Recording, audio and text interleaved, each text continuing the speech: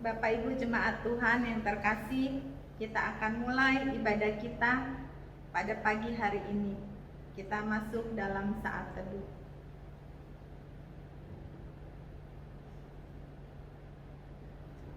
Jawab Yesus kepadanya, "Kasihilah Tuhan Allahmu dengan segenap hatimu, dan dengan segenap jiwamu, dan dengan segenap akal budimu. Itulah hukum yang terutama dan yang pertama.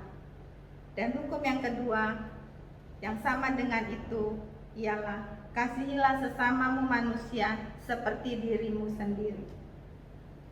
Pertolongan kepada kita adalah di dalam nama Allah yang menjadikan langit dan bumi. Turunlah atas kita sekalian anugerah dan damai sejahtera dari Allah Bapa dan dari anaknya Yesus Kristus Tuhan kita. Amin. Mari kita mengangkat pujian Kasih Pasti Lemah Lembut.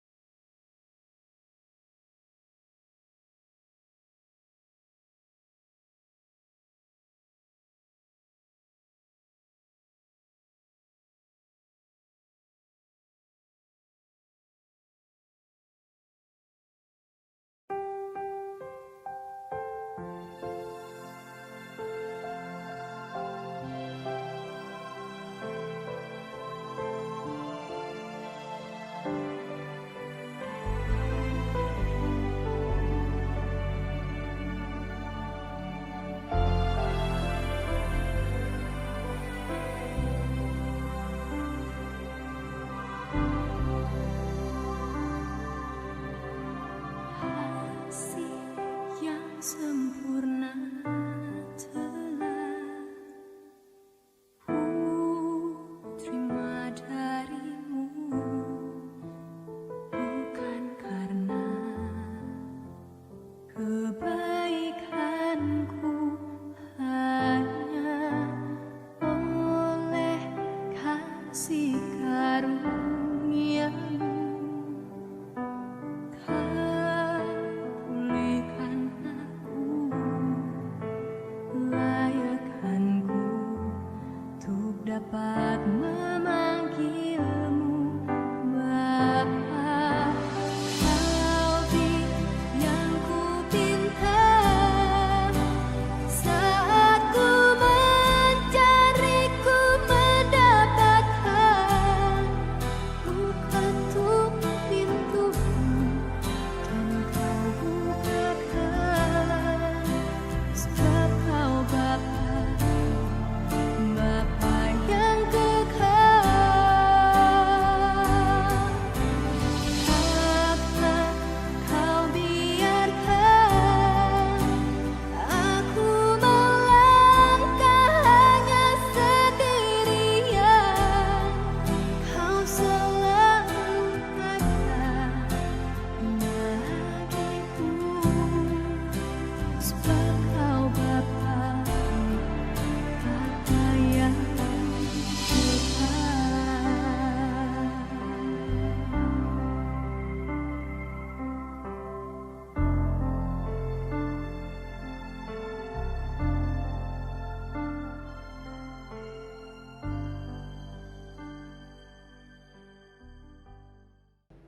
Jemaat Tuhan, mari kita berdoa untuk mendengarkan firman Tuhan.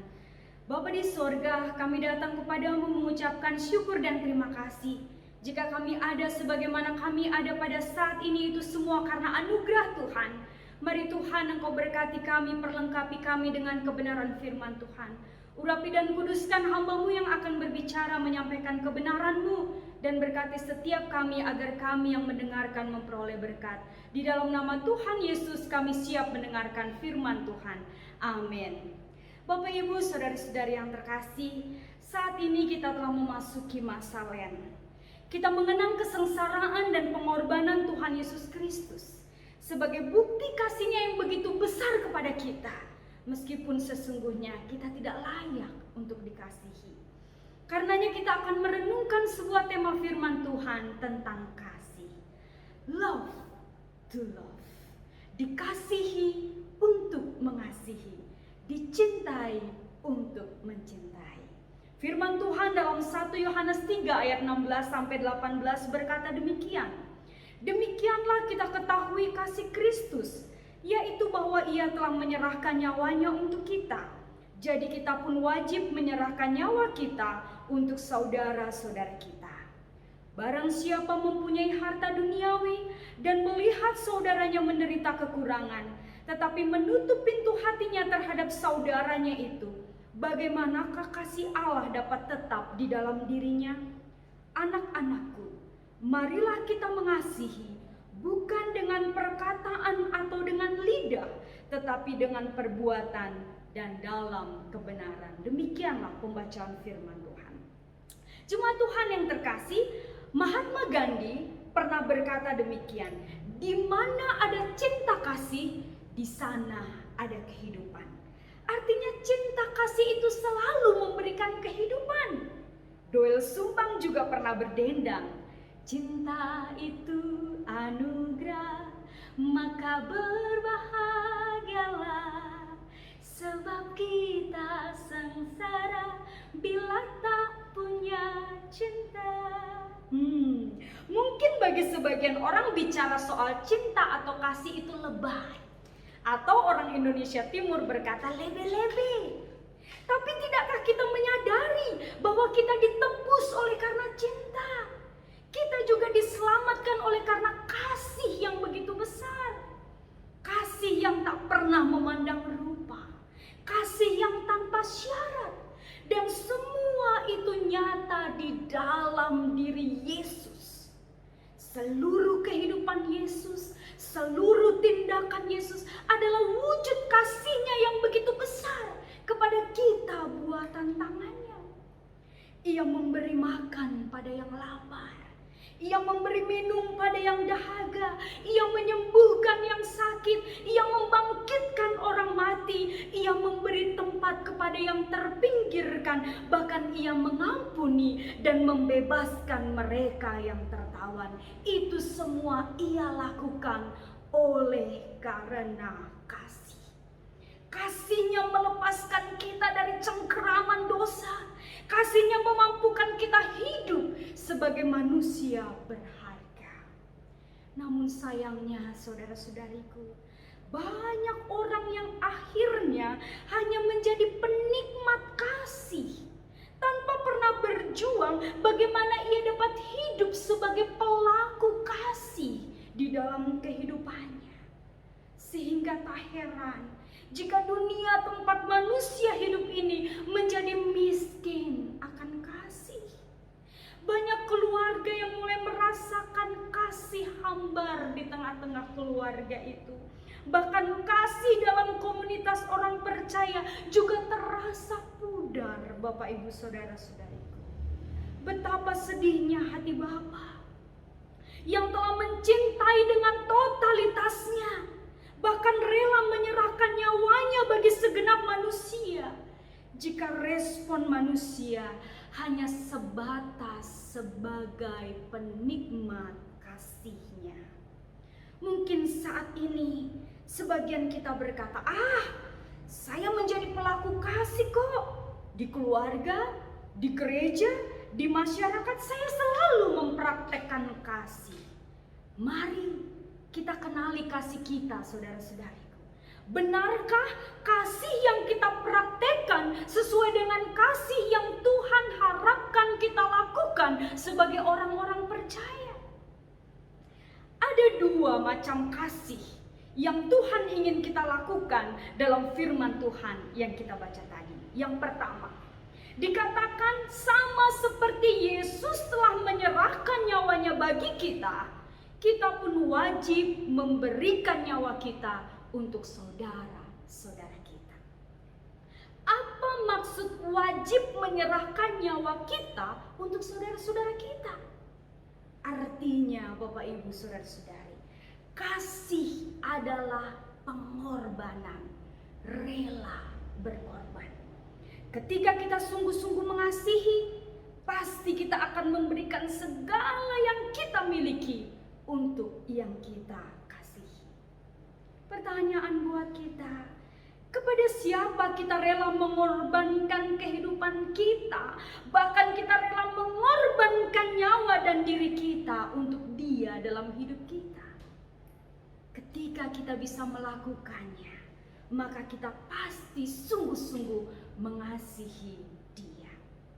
Atau adakah saudara-saudari selalu tergerak memberikan yang terbaik yang saudara-saudari miliki ketika berjumpa dengan orang yang membutuhkan, meski engkau hanya berjumpa dia satu kali?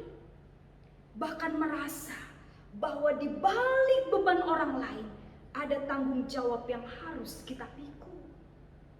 Jika iya, berarti kasih Kristus mulai mengakar kuat di dalam dirimu. Saudara-saudariku, kasih yang sedalam itu yang Tuhan mau terjadi dalam komunitas orang-orang yang percaya kepadanya. Sebagai tubuh Kristus, tiap-tiap anggota mestinya siap memberikan dirinya, nyawanya satu dengan yang lainnya. Dengan demikian, setiap orang yang ada di dalamnya pasti akan merasa at home dan tidak pernah menjadi orang asing di rumahnya sendiri. Jemaat Tuhan, Army Carmichael pernah berkata, "You can give without love, but you cannot love without giving." Engkau dapat memberi tanpa kasih, tetapi engkau tidak dapat mengasihi tanpa memberi. Maka jika engkau sungguh-sungguh mengasihi, engkau pasti siap memberi diri. Itu yang pertama. Dan yang kedua, kita dipanggil untuk mengasihi bukan dengan perkataan atau lidah, tetapi dengan perbuatan dan dalam kebenaran. Jemaat Tuhan, ada sepasang suami istri yang setiap hari Minggu sepulang dari gereja melewati sekumpulan pengemis tua yang selalu duduk di pinggir jalan. Setiap kali melihat para pengemis itu, istrinya selalu berkata, "Ya Tuhan Yesus, kasihan banget para pengemis itu. Sedih banget ya Pak, di mana anak-anaknya ya?" Kali kedua melewati tempat itu, sang istri kembali berkata kepada suaminya, "Lihat-lihat tuh Pak, sedih banget ya lihatnya." "Iya," kata suaminya, "semoga Tuhan menolong mereka." Dan setiap kali melewati tempat itu, sang istri terus mengucapkan kalimat yang penuh dengan belas kasihan, namun sekalipun tidak pernah berhenti, apalagi membuka pintu mobilnya dan berbuat sesuatu bagi mereka. Apa gunanya, saudara-saudariku? Semanis apapun bibir ini mengucap kalimat kasih, namun tanpa disertai tindakan nyata, semuanya sia-sia. Itu contoh nyata kasih yang hanya di bibir. Hanya dengan lidah ia dapat mengasihi. Dan Tuhan tidak menginginkan kasih yang demikian.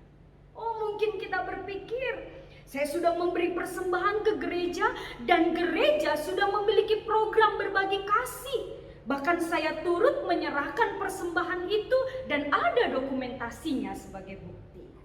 Jemaat Tuhan, ajakan marilah kita mengasihi di sini bukan berbicara tentang suatu tindakan yang telah kita lakukan, apalagi hanya untuk melaksanakan sebuah program, bukan. Tetapi berbicara saat ini dan saat yang akan datang. Marilah kita lakukan kasih setiap saat di dalam kebenaran. Bukan juga tindakan pada waktu atau momen-momen tertentu saja, yang terkadang bahkan menjadi ajang untuk memegahkan diri kita. Tetapi setiap saat, setiap ada kesempatan, lakukan itu sebagai ungkapan syukur atas cinta kasih Tuhan. Kasih yang besar, kasih yang ajaib yang telah ada di hati kita, yang dianugerahkannya bagi kita. Saudara-saudaraku, ketika kita menunda tindakan kasih, berarti kita menghilangkan kesempatan orang lain mengenal dan menikmati kasih Kristus di dalam kehidupannya. Jemaat Tuhan, suatu kali saya dan suami akan pergi rapat di sore hari. Kami melewati flyover Pahoman dan saat lampu merah kami melihat ada seorang kakek yang duduk termenung dengan pakaian yang lusuh dan berpeluh. Dia ada di bawah jembatan itu. Kami melihatnya, lalu kami berkata, "Kita kasih uang gak ya?" Kami ragu, kasih gak ya? Keburu gak ya? Nanti tiba-tiba lampu hijau. Tapi kami putuskan, kasih ajalah. Tapi ketika kami mau mengambil uang, ternyata lampu sudah hijau, saudara-saudari, dan mobil harus berjalan. Akhirnya kami mampir ke Serang untuk membeli snack untuk rapat. Lalu kami membelikan roti juga untuk kakek tersebut. Setelah membayar, kami bergegas kembali ke bawah jembatan itu. Namun apa yang terjadi? Kakek itu sudah tidak ada di sana. Betapa hancurnya hati saya. Seketika saya menangis dan menyesal saat itu. Karena apa yang saya lakukan sudah terlambat. Peristiwa itu tidak pernah saya lupakan. Karena tindakan saya yang menunda-nunda berbagi kasih telah membuat seseorang kehilangan kesempatan untuk menerima dan menikmati kasih Allah. Ternyata benar. Bukan saat memberikan sesuatu kita kehilangan. Tapi saat kita menahan sesuatu, justru kita kehilangan. Karena ada hal yang mengganjal dan sulit terobati di dalam hati ini, saudara-saudari. kecuali bisa bertemu dengannya kembali.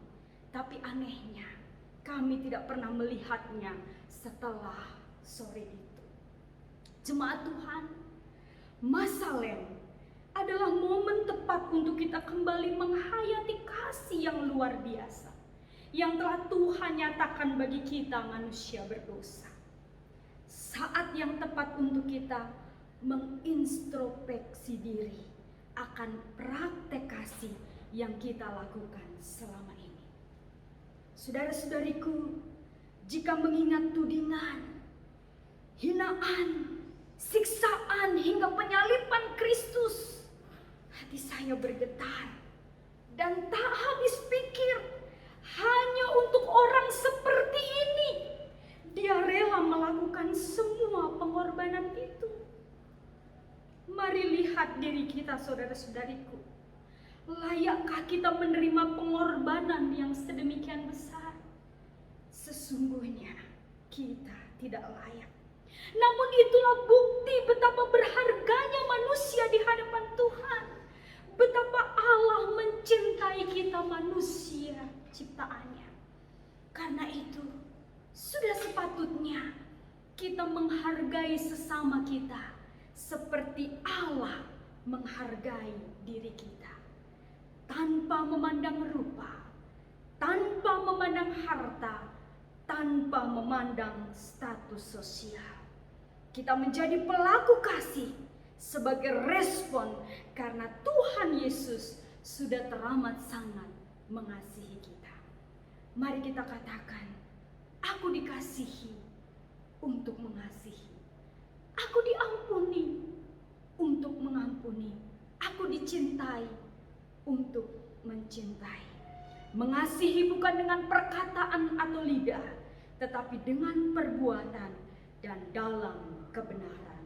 Tuhan Yesus memberkati kita. Amin. Mari kita berdoa. Bapa di surga, kami sangat bersyukur. Di masa ini kami beroleh kesempatan untuk mengintrospeksi diri kami. Bagaimana kami mempraktekkan kasih selama ini, Tuhan. Terima kasih untuk kasih yang demikian besar yang Kau anugerahkan bagi kami.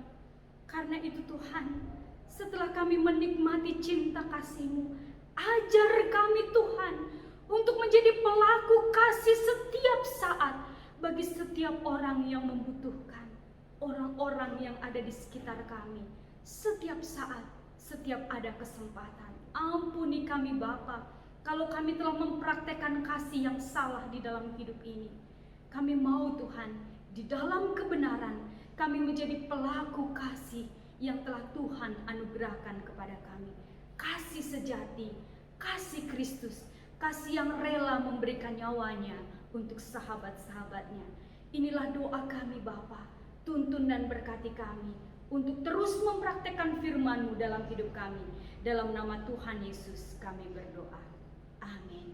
Mari bersama-sama kita mengucapkan doa Bapa kami. Bapa kami yang di sorga, dikuduskanlah nama-Mu, datanglah kerajaan-Mu, jadilah kehendak-Mu di bumi seperti di sorga. Berilah kami pada hari ini makanan kami yang secukupnya, dan ampunilah kami akan kesalahan kami, seperti kami juga mengampuni orang yang bersalah kepada kami. Dan janganlah membawa kami ke dalam pencobaan, tapi lepaskanlah kami daripada yang jahat, karena Engkau yang punya kerajaan dan kuasa dan kemuliaan sampai selama-lamanya. Amin.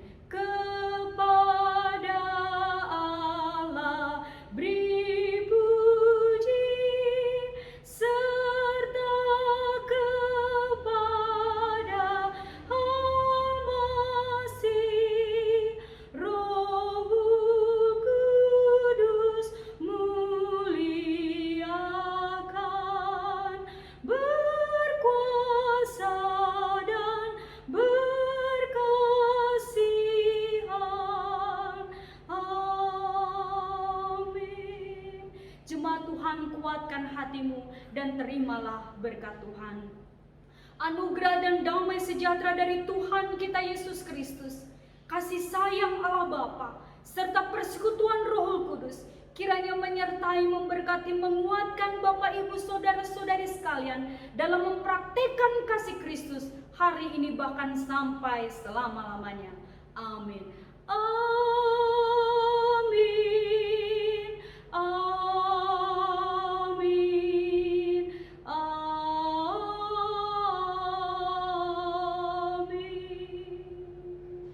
Kita bersaat teduh. Selamat hari Minggu, Tuhan memberkati kita. Shalom.